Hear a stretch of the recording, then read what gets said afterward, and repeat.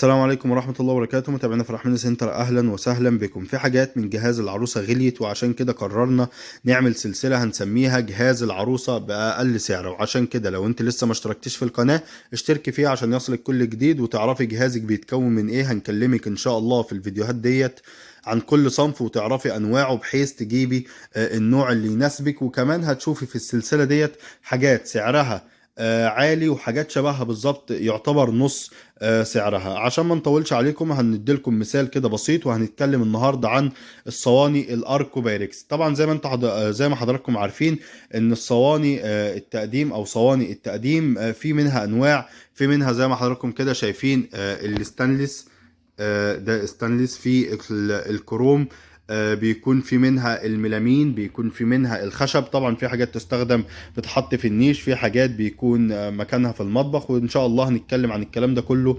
بالتفصيل. بس النهارده هنتكلم عن الصواني الاركو بايركس. زي ما احنا قلنا لكم ان السلسله ديت هنقول لك فيها جهاز العروسه باقل سعر، فاتفرجي كده معايا وشوفي الكلام الجميل. حضرتك مثلا شايفه الصينيه، اول صينيه ديت، الصينيه ديت سعرها 750 جنيه، سعرها 750 جنيه بعد الزياده. لو بصينا على الصينيه اللي جنبها هنلاقي عندنا صينيتين زي ما كده حضراتكم شايفين. ادي صينيه، تمام، وطبعا في منها اشكال. وادي صينيه تانية، يعني انا بيبقى عندي صينيتين. دي طبعا مش الاتنين تبع بعض، يعني ديت انا جايب شكلين بحيث برضو تعرفوا ان في منها اشكال. ادي دوت شكل وادي ده شكل، وفي طبعا 3 4 اشكال تاني منها. دي بتبقى صينيه برضو اركو بايركس زي ما حضراتكم كده شايفين، بنفس الحواف. زي ما حضراتكم كده شايفين بنفس الحواف، الارتفاع بتاع الحواف نفس الاركو بايركس. طبعا ديت خامتها هتكون اعلى شويه، خامتها اتقل شويه، وده طبعا منطقي بالنسبه لسعر ديت وبالنسبه لسعر ديت. طب ديت سعرها كام؟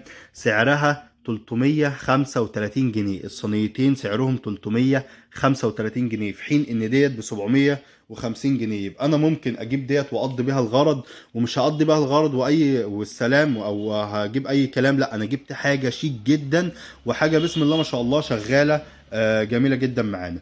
نبص كده برضو على الصواني الاركو بايركس. بيكون عندي منها الصواني، معظم الصواني او بيكون افضل اصدار من الصواني ديت الصواني اللي بتيجي على 3 اشكال. يعني زي ما حضراتكم كده شايفين، ادي دوت شكل، دوت طقم صواني تركي.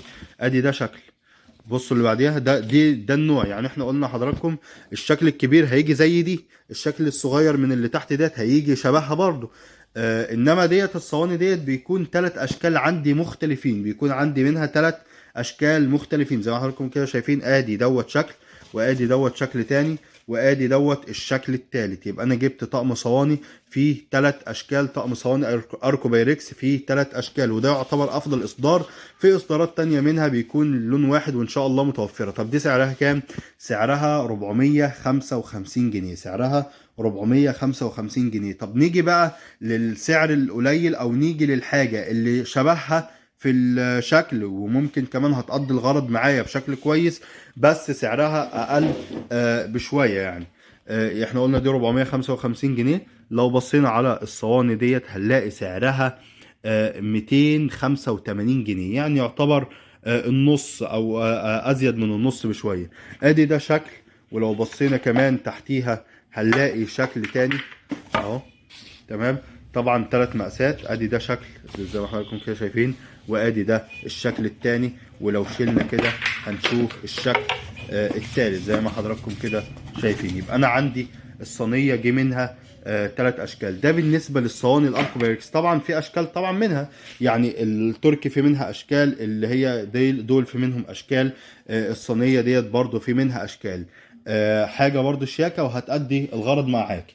نبص كده مع بعض على الصينية ديت مثلا على سبيل المثال.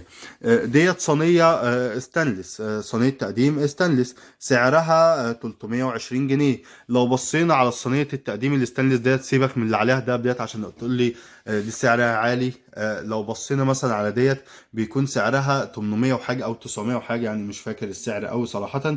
بس سعرها يعتبر 3 اضعاف ديت. هو طبعا الشكل بيكون عالي قوي، بس في ظل الغلاء دوت انا محتاج اوفر في الحاجة اللي بشتريها برضو يعني مش هتلاقي الاختلاف. يعني انت عندك رسم برضو جميلة، طبعا بيجي منها رسومات تانية بيكون برضو في ارخص من ديت، اللي هي الكروم، لان ده بيكون ستانلس، ودي برضو ستانلس، بس طبعا الخامة اقل شوية، بس حاجة تقدم معايا الغرض، وحاجة بيكون شكلها جميل. وبكده طبعا ان شاء الله هنكلمكم عن الصواني الستانلس ديت ونشوف اسعارها مع بعض، ونعرف طبعا استخداماتها ايه. طبعا الاركو بايركس بيكون معظم استخدامها في النيش، ما ينفعش تبقى في المطبخ للاستخدام اليومي، يعني بتطلع للناس اللي ايه اللي هم بقى الضيوف والحاجات ديت، بنبدأ نطلع لهم الصواني الاركو بايركس بحيث ان احنا نحافظ عليها، وان هي لو وقعت هتتكسر، ودي طبعا بتكون من عيوبها.